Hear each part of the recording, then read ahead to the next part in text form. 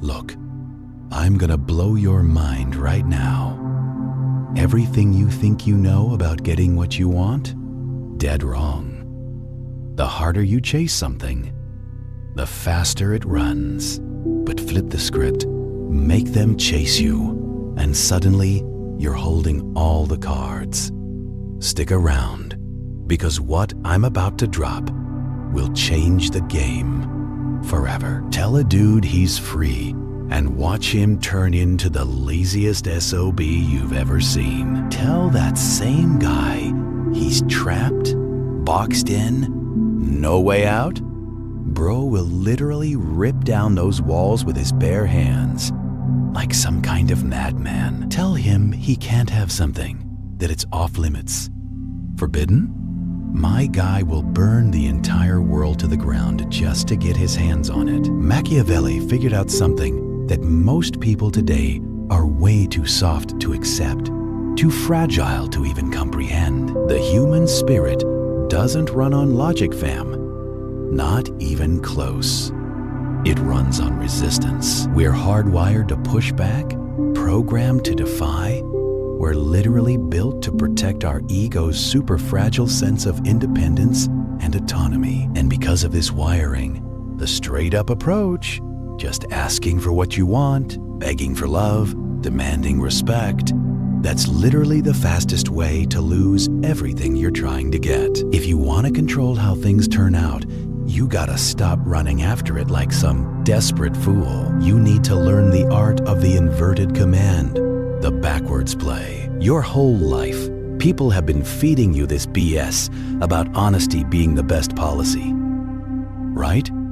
They told you if you want something, speak up, be direct, put it out there. And where has that gotten you? Straight up ignored, completely overlooked, and taken for granted like yesterday's news. The people who actually run this world, the smooth operators, the master seducers, the top-tier negotiators, the big-brain strategists, they don't ask for jack. They engineer an entire reality where you end up giving them exactly what they want, and you're sitting there thinking it was your brilliant idea the whole time. This ain't some game, bro.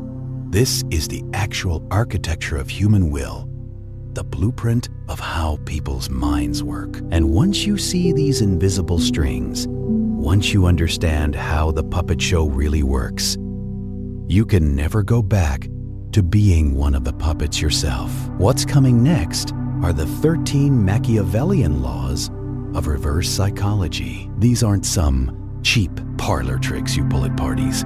These are straight-up psychological weapons designed to completely disarm the ego, bypass all that resistance people put up, and trigger those deep, primal, instinctual drives that control everyone around you. But yo, real talk, here's a warning before we dive in. To use these laws effectively, you gotta first master the hardest person in any room, and that person is yourself. Because if you try to wield these weapons while your own emotions are all over the place, out of control, spiraling, they're gonna backfire on you harder than you can imagine. They'll straight up destroy you. The blade is razor sharp, and it cuts both ways, no exceptions. We're gonna climb this ladder from simple resistance techniques all the way to the darkest, shadiest corners of influence and manipulation. By the end of this,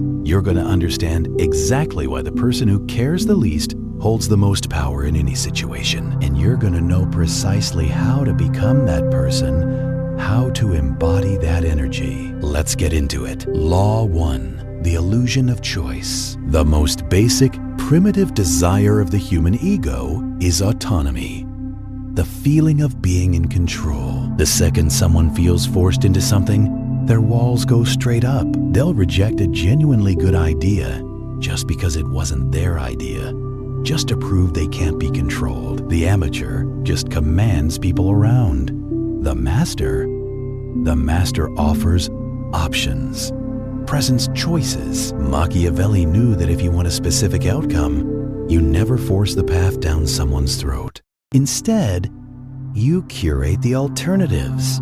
You give them 2 doors to pick from. Door A is the outcome you actually want. Door B is an outcome that's slightly worse for them, but still gets you closer to your objective. Or maybe it's an outcome that's completely unacceptable to them, basically forcing them to choose door A without even realizing they're being played. Think about a kid for a second. If you straight up tell him, go to bed right now, what happens? He fights you. He screams his head off.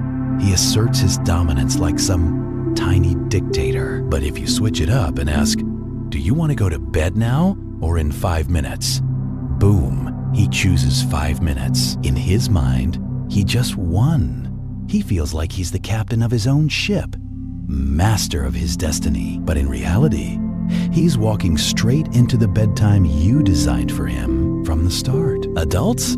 We're literally just children with bigger vocabularies and stronger defense mechanisms. Same wiring, same patterns. In negotiation, never say, this is the deal. Take it or leave it. Instead, say something like, we can sign this today and lock in the current price, or we can wait until next quarter when the rates go up. It's totally up to you, whatever works better for you. Boom. You just removed all the pressure. You handed them the crown of decision-making. Their pride is soothed. Their ego is satisfied. They're going to choose the path of least resistance every single time, which just happens to be the exact path you paved for them. You're not playing dictator here. You're just the architect of the landscape. They walk wherever they choose, sure, but you built all the roads. You designed the whole map. Law 2, the forbidden fruit. There's no magnet more powerful in this world than a do not enter sign. Seriously, in psychology, this is called reactance theory. When our freedom gets threatened, when someone tells us we can't do something, we experience this visceral state of arousal, this overwhelming need to regain that freedom. We want what's scarce. We want what's denied to us.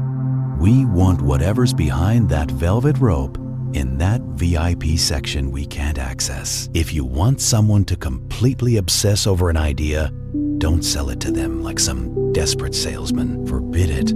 Frame it as something that's too advanced for them, too risky, or too exclusive for just anyone. If you want someone to pursue you romantically, don't offer yourself up on a silver platter. That's cheap. That's common. And common things get treated with complete indifference, like they're worthless. Instead, create a barrier.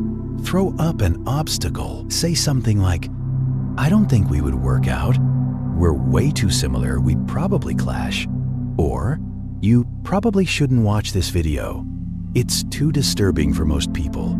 Too intense. Watch what happens in your own mind right now.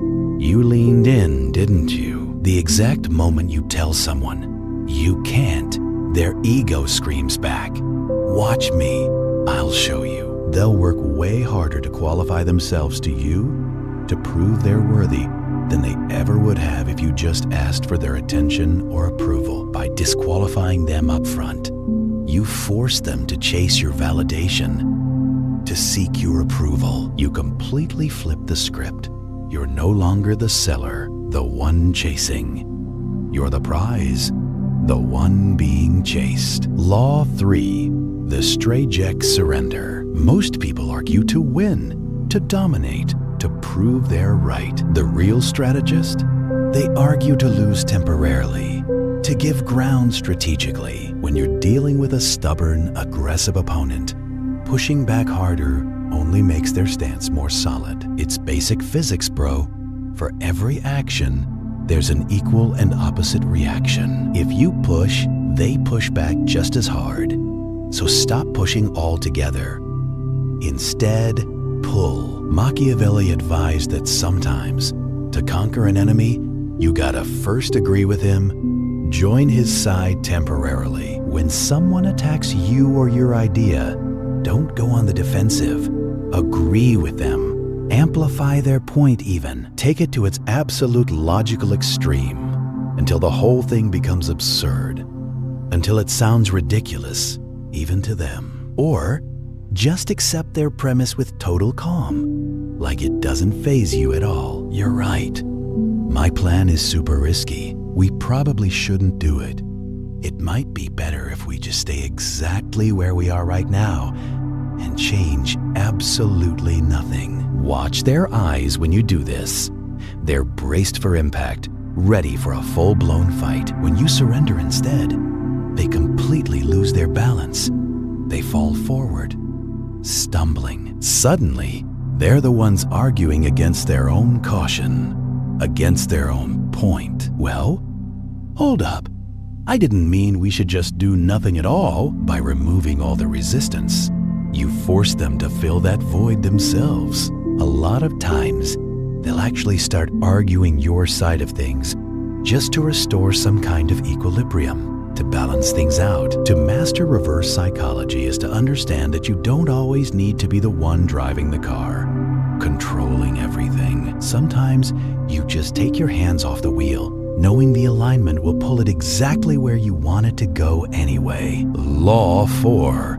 The void of silence. We're living in a world of constant noise, non-stop chatter. Everyone's broadcasting, explaining themselves, justifying every little thing. Silence has literally become the most expensive commodity on planet Earth. And because it's so rare these days, it's absolutely terrifying to people. When you explain yourself, when you over-justify, you're depleting your power. You're giving other people data to analyze, to critique, to pick apart and dismantle piece by piece. The Machiavellian player knows that the less you say, the more intimidating and powerful you appear. You silence like a vacuum, like a black hole. When you ask someone a question and get some half-truth, some BS answer in response, don't speak. Don't fill the awkwardness. Just look them dead in the eyes and wait.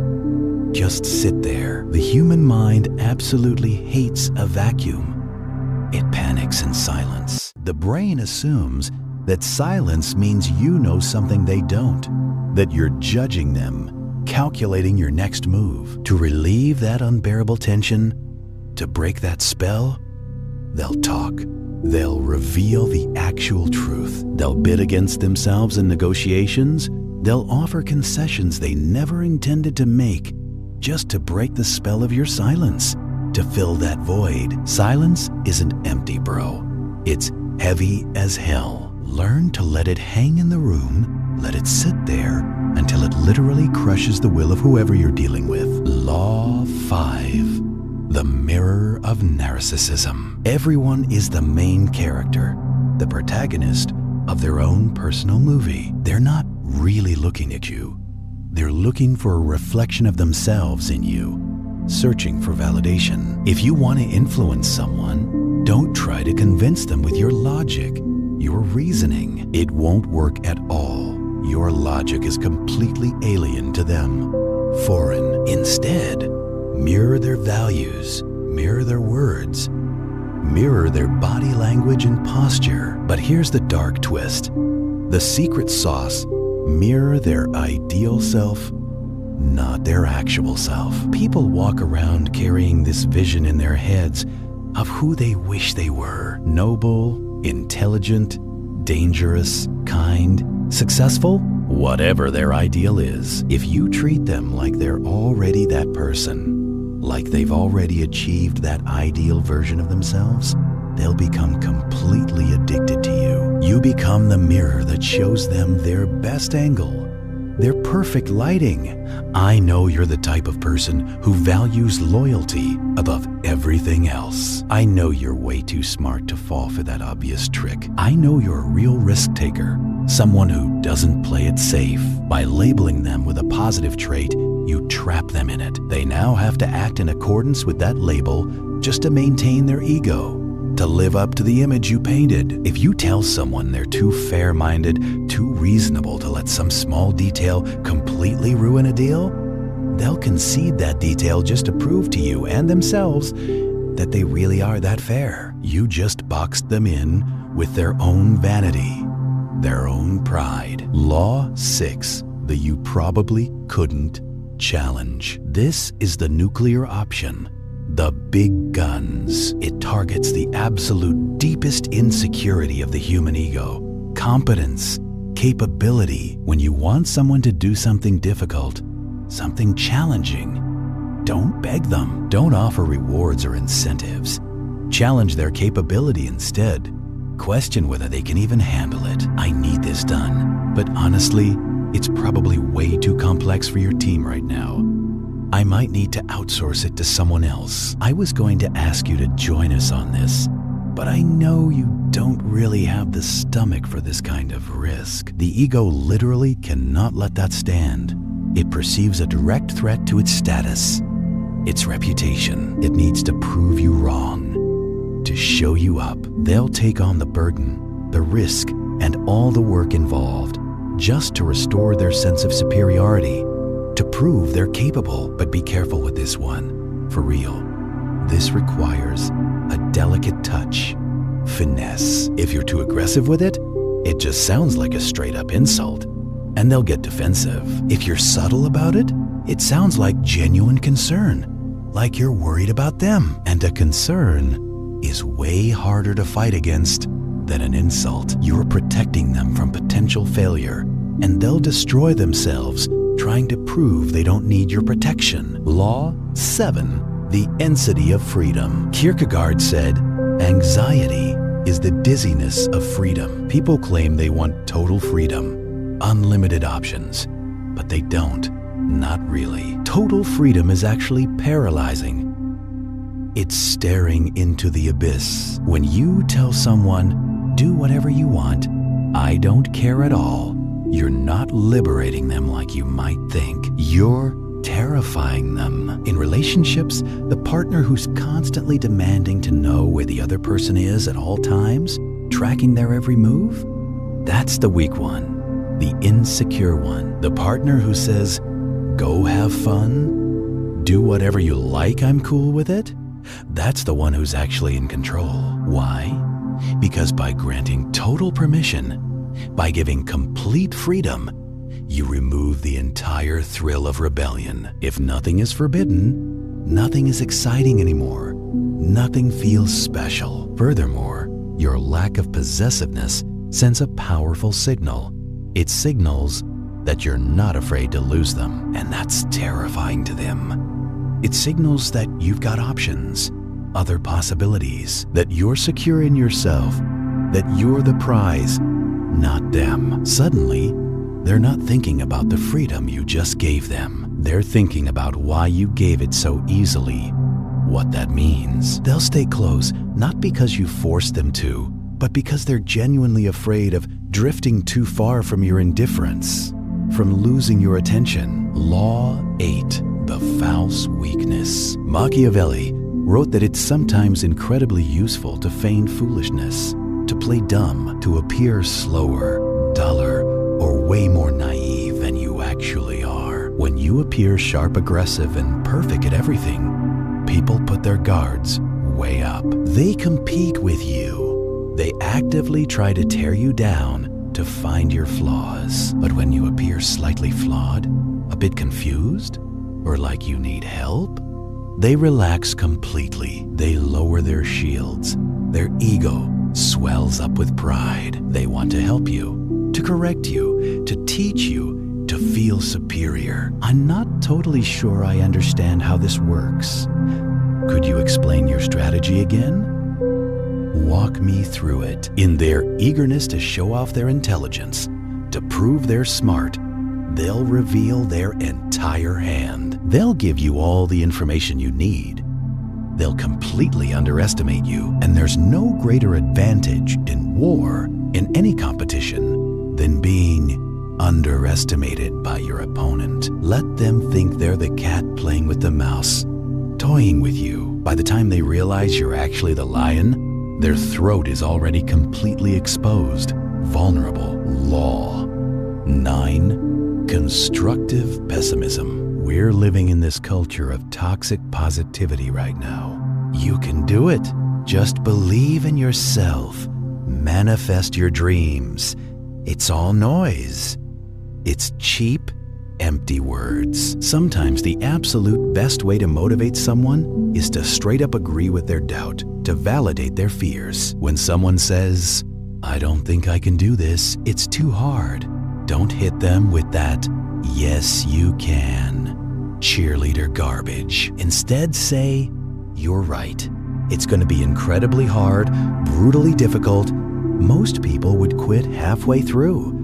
It might not even be worth the pain and sacrifice required." This does two powerful things. First, it validates their feelings completely, creating instant rapport and trust. You're the only person not gaslighting them with false hope and empty promises. Second, it triggers their fighter instinct, that competitive drive. By painting the reality as dark and difficult, by making it sound nearly impossible, you make the potential success actually meaningful, worth fighting for. If you say something's easy, failure becomes shameful. It was easy and you still couldn't do it? But if you say it's nearly impossible, failure is expected, understandable. But success becomes absolutely heroic, legendary. People don't want easy wins, participation trophies. They want to slay dragons,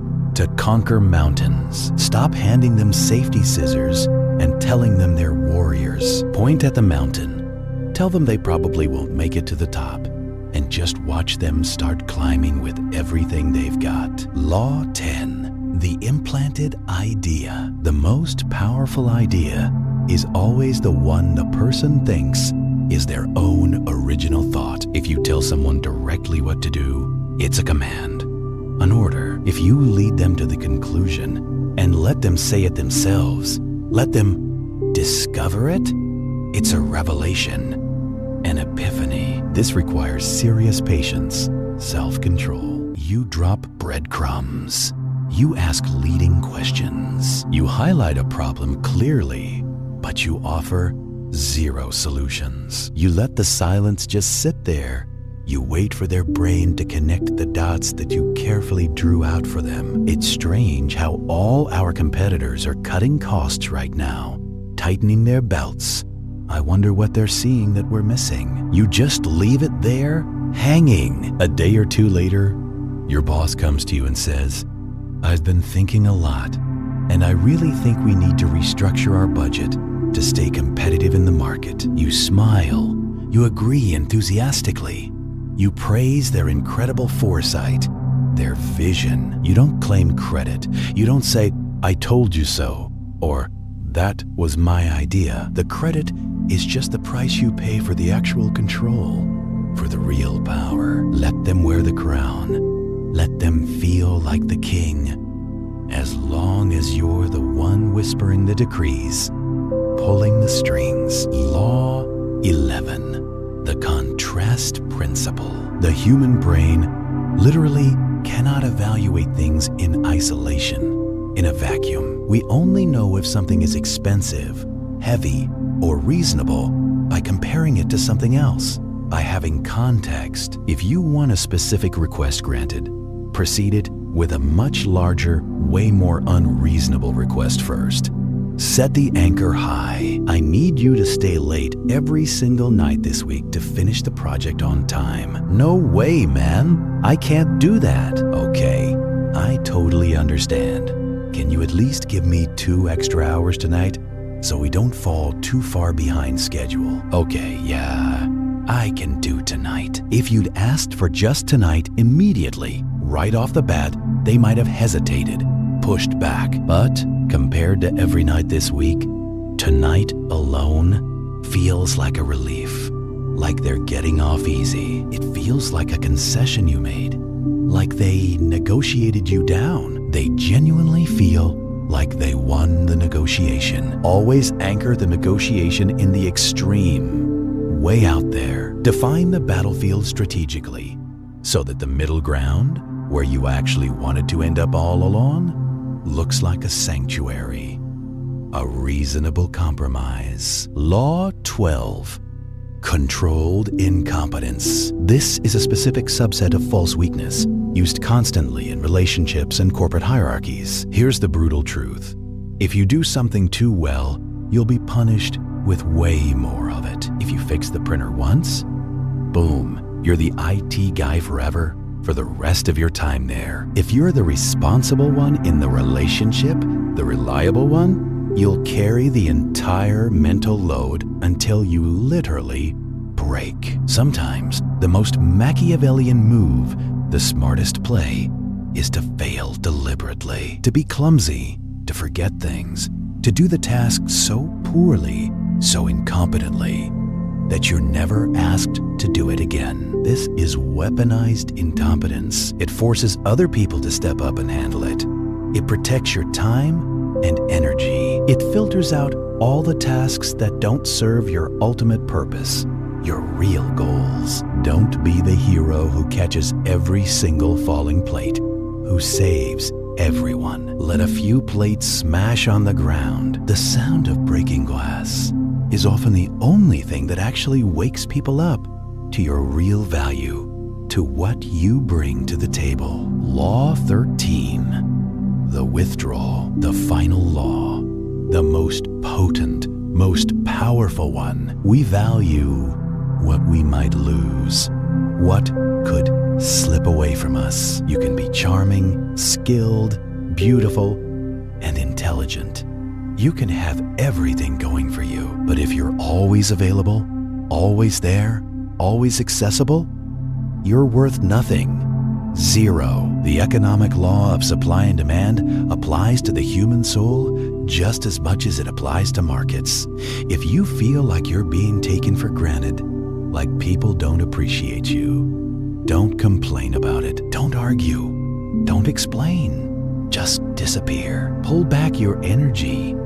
Take way longer to reply to messages. Be less enthusiastic in your responses.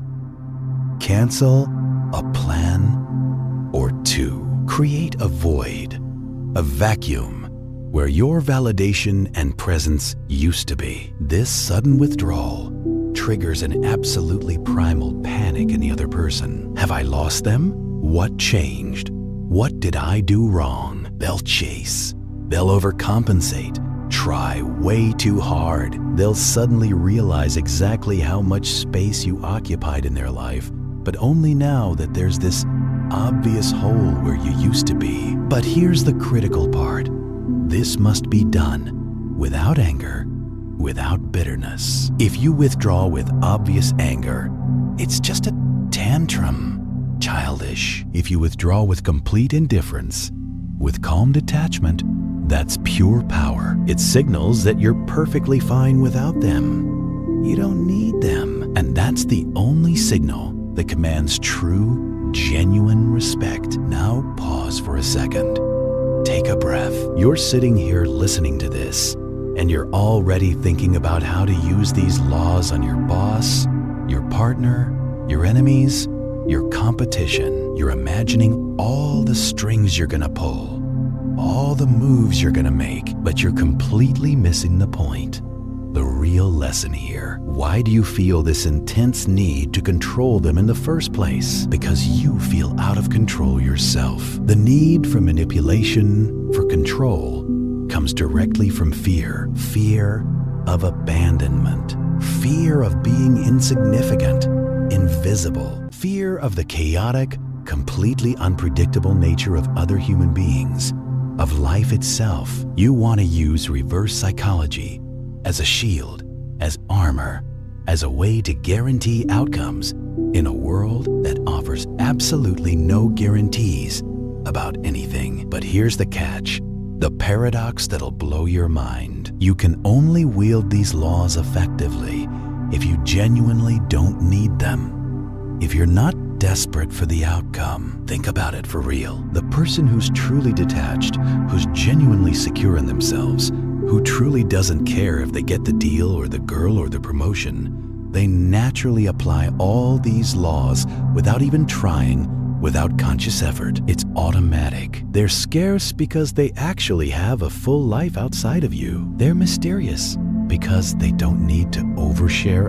every detail for validation. They let others choose because they aren't afraid of the choice, of the outcome. The technique is just an imitation, a copy of the actual mindset. If you use these laws as some desperate trick to get someone to love you or respect you or notice you, they're gonna smell the stench of your neediness from a mile away. You cannot fake genuine detachment for long.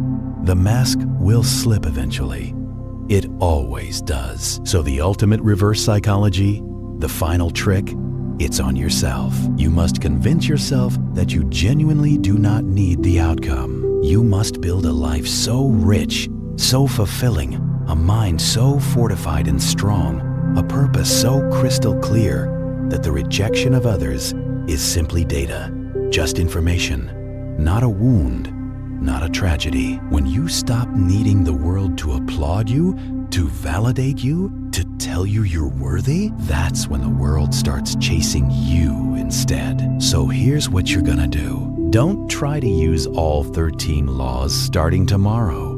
You'll just look like a complete psychopath, and it'll backfire hard. Pick one, just one. Pick the one that scares you the most, that makes you most uncomfortable. Maybe it's silence, just sitting there without filling every gap. Maybe it's withdrawal, pulling back from someone who takes you for granted. Maybe it's agreeing with an insult instead of defending yourself. Try it just once, one time. Watch the reaction carefully. Watch how the entire dynamic shifts in real time. Watch how the energy in the room, in the conversation, moves from them to you. And in that moment, you'll realize something profound. You've been playing this game your whole life with your hands tied behind your back. You've been playing by rules that don't even exist anymore, that never really existed. You're not late to this knowledge.